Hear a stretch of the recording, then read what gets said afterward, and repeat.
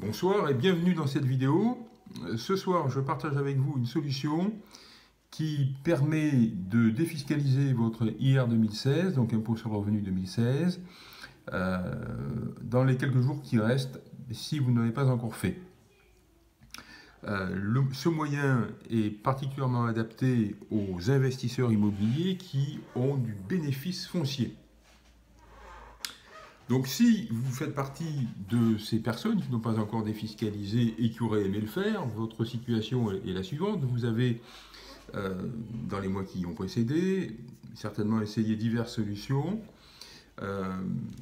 Malraux, monument historique peut-être, si vous payez beaucoup d'impôts, pourquoi pas Pinel, les FCPI, les FIP, l'investissement direct dans des sociétés, la gérardie industrielle, voire d'autres choses.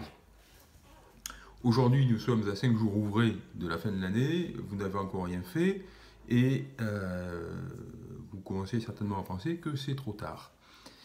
En réalité, il est encore temps. La solution dont je vais vous parler tout de suite sera valide jusqu'au tout dernier jour de cette année. Alors de quoi s'agit-il ? Il s'agit d'une société civile de placement immobilier qui fait du déficit foncier. C'est-à-dire c'est une société civile de placement immobilier. Je vous ai déjà expliqué ce que c'était dans le passé, donc je le rappelle si ça a été nécessaire. La société civile de placement immobilier est une entité qui a l'agrément de l'autorité des marchés financiers pour collecter de l'épargne auprès des particuliers et avec cette épargne considérable, constituer des patrimoines immobiliers également considérables avec des dizaines, des centaines d'immeubles. Et bien évidemment, les souscripteurs de cette SCPI sont porteurs de parts, puisque le patrimoine immobilier est divisé en parts entre les différents souscripteurs.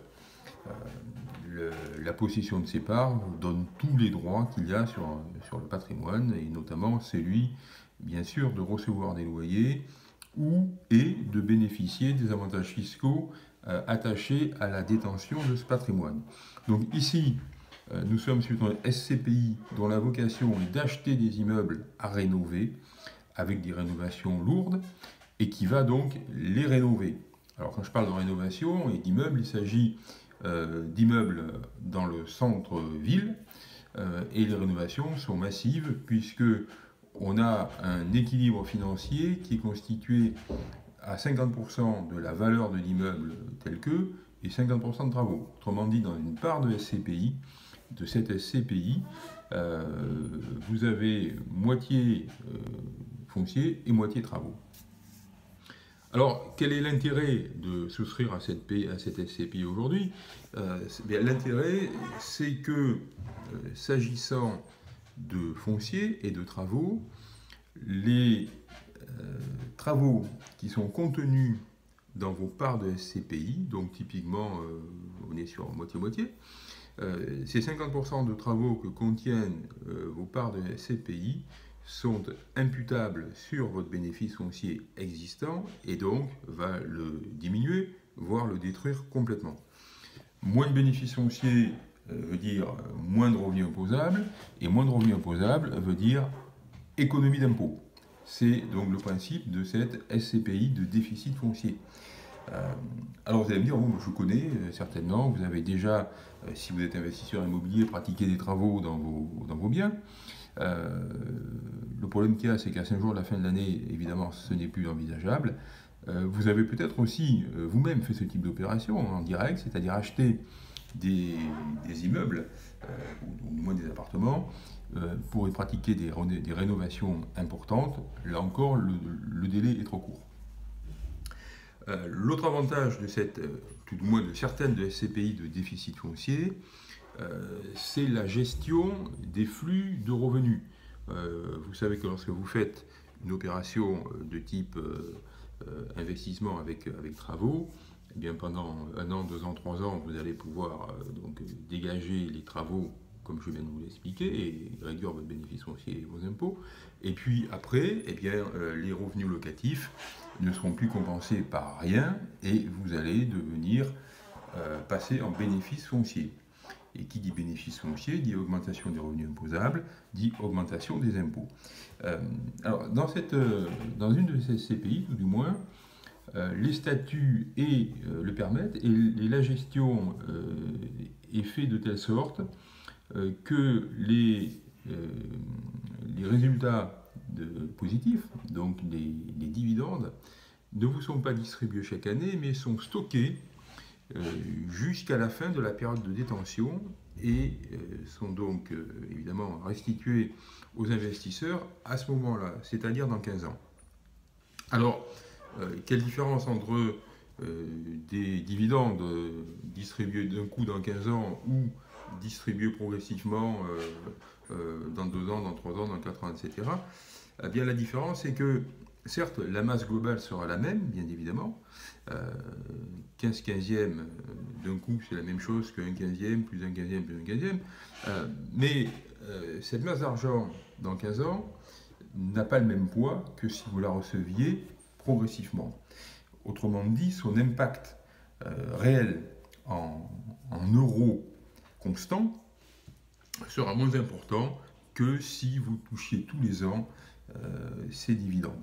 Bon, maintenant, dans l'hypothèse où vous voudriez toucher tous les ans ces dividendes, mais il y a, sur le même style de SCPI de déficit foncier, il y en a d'autres qui vous permettent de toucher vos dividendes chaque année. Donc voilà le principe de cette solution. Donc en résumé, solution puissante. On va d'ailleurs voir un exemple qui chiffre ce que ça donne en économie d'impôt. Solution très facile. Et également solution modulable, donc accessible, parce que vous achetez des parts, ça je pense que vous l'avez compris. Ces parts sont au prix de quelques centaines d'euros l'unité. Le minimum d'acquisition en général représenter 5 000 euros, donc une dizaine de parts. Et après, eh bien, vous mettez le nombre de parts que vous voulez. C'est-à-dire que vous avez la possibilité de moduler à 500 euros près, ou à 400, ou à 800 euros près, exactement le montant que vous souhaitez investir. Soit en calculant ce montant en fonction de ce qu'il vous faudra défiscaliser, ou ce que vous aimeriez défiscaliser, soit en tout simplement souscrivant ce qui correspond à vos disponibilités financières du moment. Alors, le principe est donc assez simple, vous en comprenez l'efficacité et le caractère opportun. Qu'est-ce que ça donnera en termes d'économie d'impôt ? Alors je vous l'ai dit, nous sommes sur des SCPI dans lesquels le patrimoine immobilier avant travaux a à peu près la même valeur que les travaux, c'est-à-dire que dans une part qui vaut, mettons, 500 euros, il y a 250 euros d'immobilier, 250 euros de travaux. Et donc ces 50% sont totalement imputables, etc. Bon. Du point de vue économie d'impôt, qu'est-ce que ça veut dire ? Bien, ça veut dire que, prenons le cas d'un ménage qui est un bénéfice foncier de 10 000 euros, ce ménage est dans une tranche d'impôt à 41%, je pourrais dire à 30 ou à 45. Pourquoi je dis 30, 41 ou 45 ? C'est parce que tous ceux qui ce soir me font, je l'espère, la sympathie de m'écouter, vous êtes dans ces tranches-là. Et la plupart d'entre vous sont dans la tranche à 41%. Alors, réduire son bénéfice foncier à partir de travaux quand on est dans la tranche à 41%, en l'occurrence enlever les 10 000 euros de travaux qu'il y a dans les 20 000 euros de part, ça veut dire échapper à l'impôt que l'on payait habituellement sur ces 10 000 euros. Alors quel était cet impôt ? Eh bien, vous savez, les revenus sont imposés à la tranche marginale d'imposition, et dans le cas de l'immobilier, sont également assujettis aux prélèvements sociaux à 15,5%. Donc les 10 000 euros qui correspondaient à du bénéfice foncier avant de faire cette opération étaient imposés à 41% plus 15,5%, c'est-à-dire 56,5%, et j'ai généré donc un impôt de 5 650 euros. De faire l'opération, donc d'acheter pour 20 000 euros de parts qui contiennent 10 000 euros déductibles, ça entraîne la suppression totale de ce bénéfice foncier et donc la disparition totale des 5 650 euros d'impôt. Voilà le mécanisme. Donc je pense que vous posez peut-être une question, c'est celle du délai des travaux. Alors on est sur des travaux qui sont calibrés pour être étalés sur 2 ans et qui sont d'ailleurs étalés de manière à peu près égale sur 2 ans. C'est-à-dire que pour une souscription qui est faite aujourd'hui en 2016, la moitié des travaux sera imputée sur l'année fiscale 2016, donc sur l'impôt que vous paierez en 2017, et l'autre moitié sera imputée sur l'année fiscale 2017 si les prochaines élections amènent une majorité qui ne valide pas la réforme actuelle du paiement de l'impôt, enfin du calcul de l'impôt, et si cette réforme restait en l'état et validée, mais vous savez que 2017 est une année entre guillemets blanche du point de vue de l'impôt, du calcul, pas du paiement. Bien, il est déjà prévu que les avantages fiscaux qui prendraient leur source en 2017 seraient évidemment conservés jusqu'en 2018 et l'année suivante pour pouvoir produire leurs effets. Voilà donc l'intérêt de cette opération.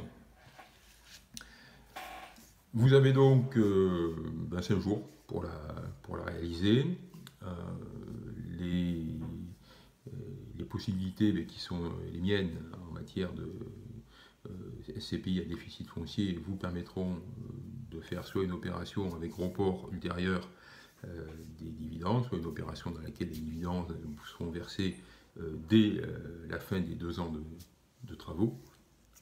Dans tous les cas, vous aurez la défiscalisation que vous souhaitez, sans aucun souci de gestion immobilière, puisque en SCPI, on est dans de l'indirect complet. Et évidemment, derrière cette simplicité, il y a tout de même un patrimoine immobilier qui, en l'occurrence, sera un patrimoine de grande qualité, puisque le ciblage de ces SCPI, c'est du cœur de ville, comme ils disent, donc disons d'une première couronne autour du centre, voire le plein centre.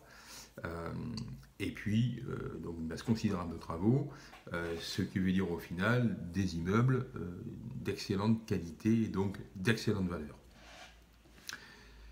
Alors je vais vous souhaiter de passer de très bonnes fêtes et je vous souhaite également de réfléchir à ce que je viens de vous expliquer, sachant que c'est là la dernière sortie pour échapper à l'impôt si vous êtes assujetti à du bénéfice foncier, et même si vous n'avez pas de bénéfice foncier, parce que dans ce type d'opération, les travaux créés peuvent être imputés sur du revenu global, autrement dit sur des salaires, sur du BIC, sur ce que vous voulez, sauf qu'il y a une limite qui est 10 700 € par an. Mais ce n'est pas rien, 10 700 € par an, surtout si on est dans la tranche d'impôt à 41%, ça veut dire qu'on fera sauter 4 100 € d'impôt, avec un investissement donc de 20 000 € qui permet d'enlever 10 000 € de ses revenus. Voilà, je pense que j'ai fait un tour suffisamment développé de cela. Bien évidemment, si vous avez plus d'informations, je suis à votre disposition. Vous pouvez me téléphoner, vous pouvez m'envoyer un email. Et je vous dis donc à très bientôt. Au revoir.